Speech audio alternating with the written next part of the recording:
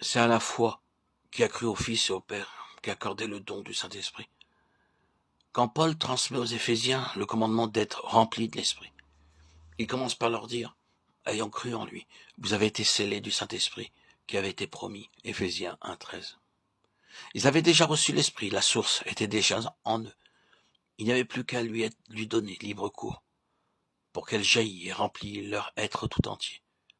Et pourtant ceci n'était pas en leur pouvoir. Jésus a dit, qui croit en moi, des fleuves d'eau vive couleront de lui. Jean 7, 38.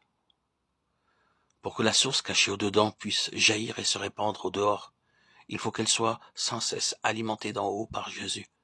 C'est en lui que se trouve cette source de vie. C'est de lui qu'il faut la recevoir en étant en communion intime et continuelle avec lui. C'est de lui, le cep vivant, que la sève passe dans les sarments dès que ceux-ci sont prêts à la recevoir avec une foi simple et confiante. C'est par la foi en Christ que ce baptême de l'Esprit commencera, continuera, se renouvellera, et que même il débordera.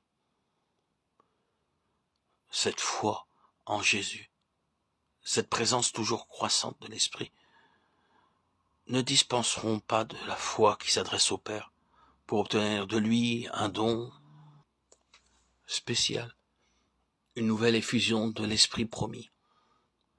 Quand Paul écrit aux Éphésiens, qui possédaient déjà l'Esprit, comme les arts de leur héritage, c'est au Père qu'il s'adresse pour que, selon les richesses de sa gloire, il leur accorde la grâce d'être puissamment fortifiés par son Esprit dans l'homme intérieur.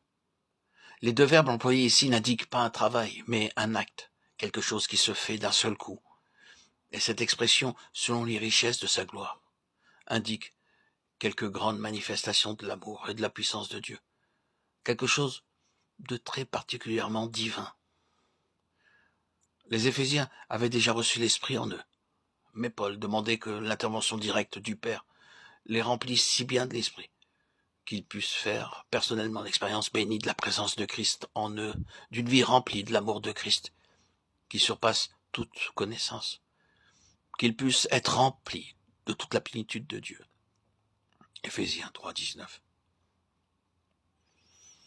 Quand vint le déluge, toutes les fontaines du grand abîme furent rompues et les bondes des yeux furent couvertes.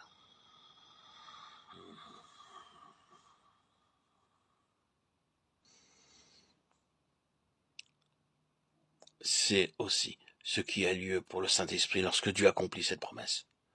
Je répandrai des rivières sur la terre sèche. Ésaïe 44, 3.